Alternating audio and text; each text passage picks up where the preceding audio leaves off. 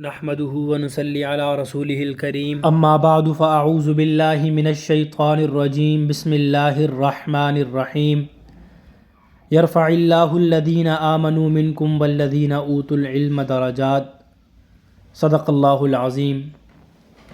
آج جس ٹاپک پر گفتگو کرنی ہے وہ ہے ایک ٹیچر کے اندر کون سے اخلاقی اوصاف ہونے چاہئیں۔ معزز سامعین، کسی بھی علم اور فن کو سکھانے اور رہنمائی کرنے والی شخصیت کو معلم کہا جاتا ہے، ٹیچر کہا جاتا ہے۔ معلم ایک ایسی شخصیت کا نام ہے جو بچوں کی سیرت و کردار کی تشکیل کا فریضہ سر انجام دیتی ہے۔ معلم کا، ٹیچر کا جو ایک کردار ہے، جو رول ہے، وہ ایک باغ کے مالی کی طرح ہے۔ جس طرح باغ میں پودوں کی افزائش مالی کی بھرپور توجہ کے بغیر نہیں ہو سکتی، اسی طرح طلباء کی تعلیم و تربیت بھی معلم کی بھرپور توجہ کے بغیر ممکن نہیں ہے۔ ایک استاد ہے، ان کو ان اوصاف سے اخلاقی طور پر متصف ہونا ہوگا، پھر جا کر اس کا اثر اس کے اسٹوڈنٹس پر پڑے گا۔ سامعین مکرم، پہلا وصف ہے خوف خدا۔ معلم کے اخلاقی اوصاف میں بنیادی طور پر خوف خدا کا ہونا ضروری ہے، یعنی اس کی خلوت و جلوت ایک جیسی ہو۔ اللہ رب العزت نے فرمایا انما یخشی اللہ من عبادہ العلماء، کہ بس اللہ سے اس کے بندوں میں سے صرف علماء ہی ڈرتے ہیں۔ نمبر 2، صبر و تحمل۔ یقیناً ایک استاد کو اپنے فرائض منصبی ادا کرنے میں بہت زیادہ مشکلات کا سامنا ہوتا ہے۔ ان مواقع پر استاد کو صبر و تحمل سے کام لینا چاہیے، بلکہ کام لینا بہت ضروری ہے۔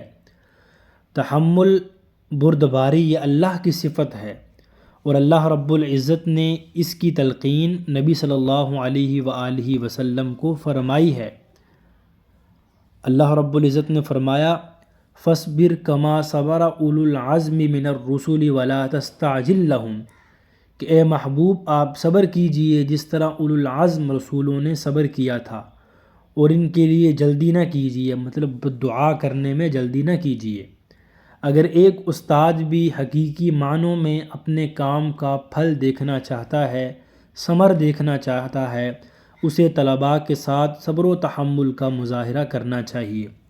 نمبر 3، ظاہری باطنی پاکیزگی کا اہتمام۔ ایک معلم اپنے اسٹوڈنٹ معاشرے کے لیے ایک رول ماڈل کی حیثیت رکھتا ہے، لہٰذا اسے طہارت و پاکیزگی کا اہتمام کرنا چاہیے، اپنی وضاقت درست رکھنی چاہیے۔ اس لیے اللہ رب العزت نے فرمایا ان اللہ یحب التوابین ویحب المتطہرین۔ اسی طرح آپ صلی اللہ علیہ وسلم نے فرمایا بے شک اللہ رب العزت نہایت ہی خوبصورت ہیں اور خوبصورتی کو پسند کرتا ہے۔ تکبر تو حق بات کا انکار کرنا اور لوگوں کو حقیر جاننا ہے۔ چوتھا وصف اتباع رسول۔ چوتھا وصف ہے اتباع مصطفیٰ صلی اللہ علیہ وسلم۔ آپ صلی اللہ علیہ وسلم کی اطاعت یہ دونوں جہاں کی کامیابی کی ضمانت ہے۔ اسی لیے ایک کامیاب ٹیچر کے لیے ضروری ہے وہ خود بھی اتباع مصطفیٰ کرے اور اپنے اسٹوڈنٹ کو بھی اس بات کا درس دے کہ وہ آپ صلی اللہ علیہ وسلم کی اتباع کریں، اور اپنی عملی زندگی میں مسلم تہذیب و ثقافت و کلچر کی پیروی کریں، ہر اس چیز سے بچیں کہ جو آپ صلی اللہ علیہ وسلم کی سیرت کے خلاف ہو۔ اس لیے اللہ رب العزت نے فرمایا وما آتاکم الرسول فخذوہ وما نہاکم عنہ فانتہوا۔ آپ صلی اللہ علیہ وسلم جو تمہیں عطا فرمائیں وہ لے لو، جس سے تمہیں روکیں تو رک جاؤ۔ نمبر 5، پانچواں وصف تواضع انکساری۔ ایک معلم کو خود بھی تکبر سے بچنا چاہیے اور اپنے اسٹوڈنٹ کو بھی یہ بات سکھانی چاہیے کہ وہ تکبر سے بچیں، اور اس لیے کہ نبی صلی اللہ علیہ وآلہ وسلم کی ساری زندگی عاجزی و انکساری کے ساتھ متصف ہے، جو ہمارے لیے اسوہ کی حیثیت رکھتی ہے۔ آپ صلی اللہ علیہ وسلم نے فرمایا، اللہ تعالیٰ نے مجھ کو وحی کی ہے کہ تم لوگ تواضع اختیار کرو، یہاں تک کہ تم میں سے کوئی کسی پر زیادتی نہ کرے اور نہ کوئی کسی پر فخر کرے۔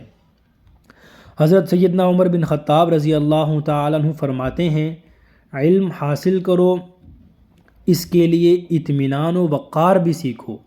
جن سے علم حاصل کرتے ہو، جنہیں سکھاتے ہو، ان کے لیے تواضع اور عاجزی اختیار کرو اور جبر کرنے والے علماء مت بنو۔ اسی طرح چھٹا وصف ہے خوش اخلاق اور نرم مزاج ہونا۔ خوش اخلاق اور نرم مزاج ہونا ایک ٹیچر کے لیے بہت بڑی خوبی ہے۔ اس لیے اللہ رب العزت نے معلم اعظم امام الانبیاء صلی اللہ علیہ وسلم کی اس خوبی کو قرآن حکیم میں کئی مقامات پر بیان فرمایا ہے۔ فَبِمَا رَحْمَةٍ مِّنَ اللَّهِ لِنْتَ لَهُمْ وَلَوْ كُنْتَ فَظًّا غَلِيظَ الْقَلْبِ لَانفَضُّوا مِنْ حَوْلِكَ، کہ اے نبی صلی اللہ علیہ وسلم، اللہ کی عظیم رحمت ہے آپ پر کہ آپ نرم دل ہو گئے۔ اگر آپ سخت دل ہوتے تو یہ لوگ کبھی بھی آپ کے ارد گرد نہ بیٹھتے۔ اگر آپ سخت بات کرتے تو یہ لوگ کبھی بھی جو آپ کے ارد گرد حلقہ لگا کر بیٹھے ہیں یہ بھاگ جاتے، یہ آپ کے قریب نہ بیٹھتے۔ اسی لیے نبی صلی اللہ علیہ وآلہ وسلم بھی اس خوبی کے ساتھ متصف تھے۔ اسی لیے آپ صلی اللہ علیہ وسلم نے لوگوں کے دلوں میں اپنا ایک مقام پیدا فرمایا، اپنے اخلاق کے ذریعے، اپنے نرم مزاج کے ذریعے۔ معلم کو بھی اس خوبی کو اپنانا چاہیے۔ نمبر 7، وقت کا پابند ہونا۔ وقت ایک امانت ہے جس کا اللہ رب العزت نے انسان کو مالک بنایا ہے اور اس کے متعلق پوچھا جائے گا۔ اس لیے انسان کو، ایک ٹیچر کو بالخصوص یہ چاہیے کہ وہ اپنے وقت کا پابند ہو۔ اور 8ویں خوبی، 8واں وصف جو معلم کے اندر ہونا چاہیے وہ ہے محنتی اور مخلص ہونا۔ ایک استاد کو اپنے طلباء کی تعلیم و تربیت کی ہر وقت فکر رہنی چاہیے۔ آپ صلی اللہ علیہ وسلم معلم انسانیت تھے جن کی زندگی تمام اساتذہ کے لیے اسوہ اور نمونہ ہے۔ اللہ رب العزت نے آپ صلی اللہ علیہ وسلم کو خطاب کر کے فرمایا، فَلَعَلَّكَ بَاخِعٌ نَفْسَكَ عَلَىٰ آثَارِهِمْ إِن لَّمْ يُؤْمِنُوا بِهَٰذَا الْحَدِيثِ أَسَفًا، کہ اے حبیب صلی اللہ علیہ وسلم، لگتا ہے اگر یہ لوگ اس قرآن پر ایمان نہیں لائیں گے تو آپ ان کے پیچھے اپنے نفس کو ہلاک کر ڈالیں گے۔ کہ آپ صلی اللہ علیہ وسلم لوگوں کے لیے اتنے پریشان ہوتے، آپ صلی اللہ علیہ وسلم اتنے مخلص تھے کہ یہ لوگ کسی نہ کسی طریقے سے قرآن مجید کو ماننا شروع ہو جائیں، اللہ کے احکامات ماننا شروع ہو جائیں، آپ صلی اللہ علیہ وسلم اس کے لیے پریشان رہتے، تو اللہ رب العزت نے آپ صلی اللہ علیہ وسلم پر یہ آیت مبارکہ نازل فرمائی۔ معزز سامعین، یہ تھے وہ اخلاقی اوصاف جو کہ ایک استاد کے اندر موجود ہونے چاہیے۔ دعا ہے اللہ رب العزت سے کہ وہ بھی اساتذہ ہیں ان کو ان اخلاق کے ساتھ متصف فرمائے۔ وآخر دعوانا ان الحمد للہ رب العالمین۔